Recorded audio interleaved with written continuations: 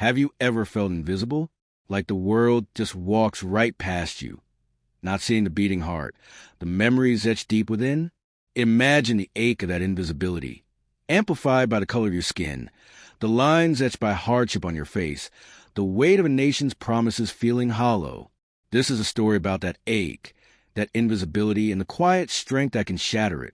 Earl sat hunched over a cup of lukewarm coffee at Rosie's diner, the fluorescent lights buzzing overhead like impatient flies. His worn-out duffel bag, his only companion these past few months, rested beside him on the cracked vinyl seat. Outside, the morning sun was painting the sky in hues of orange and pink, a beauty Earl barely registered. His mind was a landscape of faded memories, the roar of a distant battlefield, the camaraderie of brothers in arms, the sting of a Dear John letter that had arrived just before his discharge. He was a veteran, a black man, and currently homeless, a trifecta that often rendered him unseen in the hurried world. He just managed to scrape together enough change for the coffee and a stale donut. Hunger gnawed at his stomach, a familiar ache these days. He closed his eyes for a moment, a silent prayer for strength rising within him. Just then, the bell above the door jingled, announcing the arrival of 2 police officers. They scanned the near-empty diner, their eyes lingering on Earl. A knot of unease tightened in his chest. He'd done nothing wrong, but experience had taught him that for a black man who looked like him, simply existing in certain spaces could be construed as an offense. Officer Miller, a burly man with a stern face, approached Earl's booth. His partner, Officer Davies, a younger man with a nervous twitch in his eye, stood a few feet away, his hand resting on his holster. "Sir," Miller began, his voice flat and devoid of warmth, "we've received a complaint about a suspicious individual soliciting customers for money." Earl's eyes widened slightly. He hadn't spoken to anyone except the waitress when he ordered. "Officer," he said, his voice raspy, "I haven't asked anyone for anything. I just bought a coffee." Davies scoffed softly. "Yeah, right. Looks like you've been here a while." He gestured dismissively at Earl's bag, "Probably waiting for someone to take pity on you." The words, though not unexpected, stung. The judgment in their eyes, the assumption based solely on his appearance, felt like a punch to the gut. He could feel the waitress, a kind-faced woman named Martha, watching with a worried expression from behind the counter. "We need you to leave, sir," Miller stated, his tone leaving no room for argument. Now, a wave of humiliation washed over Earl. He was a decorated veteran, a man who had served his country, and here he was being treated like a common vagrant, judged not for his actions, but for the color of his skin and his current circumstances. The black narrative, the constant struggle against prejudice, felt suffocating in that moment. It was a story so many like him knew all too well.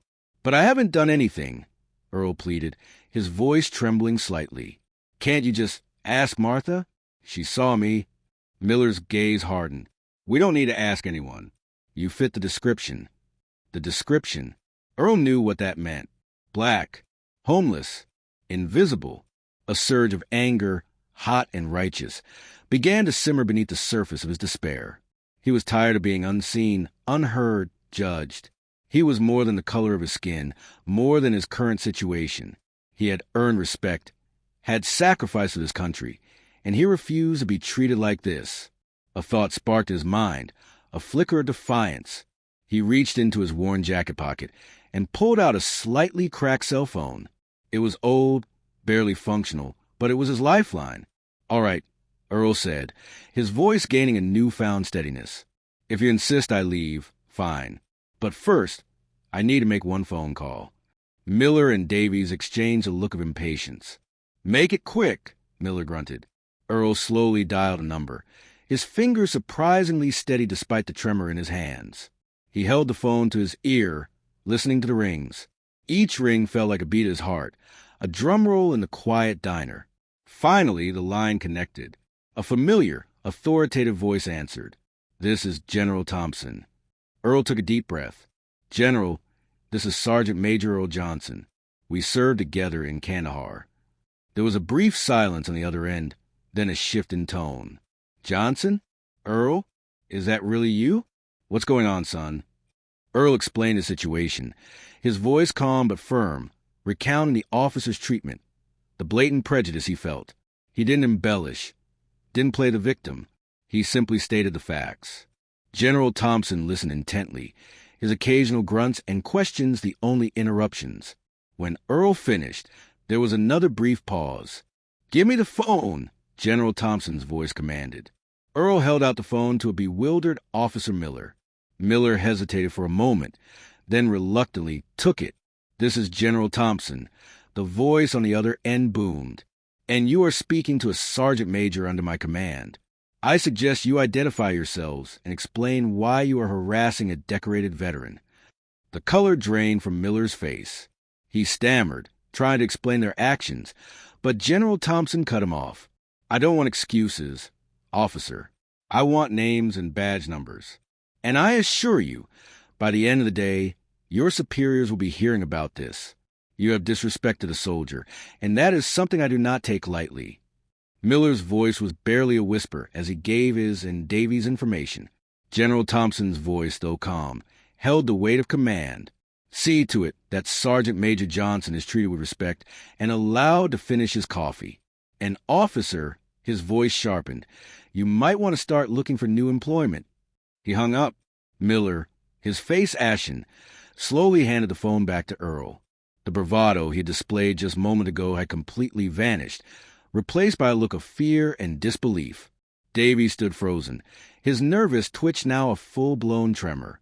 Martha, the waitress, rushed over, her eyes wide with astonishment. "Earl, that was a general?" Earl simply nodded, a small, weary smile touching his lips. The invisibility had lifted, shattered by the power of a single phone call, a single connection to a past that these officers had so carelessly dismissed. Miller cleared his throat, his voice now surprisingly polite. "Sergeant Major Johnson, we apologize. We made a mistake. Please, your coffee is on the house. Anything else we can get for you?" The irony wasn't lost on Earl. Just moments ago, they had wanted to throw him out. Now, they were offering him the world. It wasn't about the free coffee. It was about the recognition, the respect that had been so unjustly denied. He looked at them, his gaze steady. "No, thank you, officers. I think I've had enough." He picked up his duffel bag, the weight feeling a little lighter now. As he walked towards the door, he glanced back at Martha, offering her a grateful nod. The silence in the diner was thick with the unspoken acknowledgement of the injustice that had just transpired. The two officers stood frozen, the weight of their actions settling heavily upon them. Outside, the sun shone a little brighter.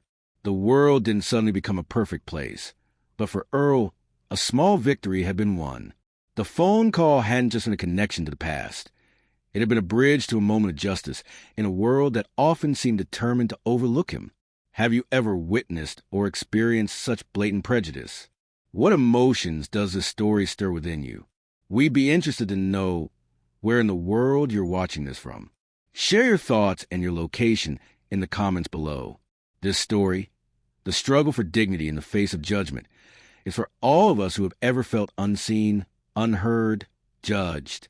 The truth, like a persistent seed, will always find a way to break through the hardened soil of prejudice. Never underestimate the power of connection, the strength found in our shared humanity, and the quiet dignity of soul that refuses to be invisible.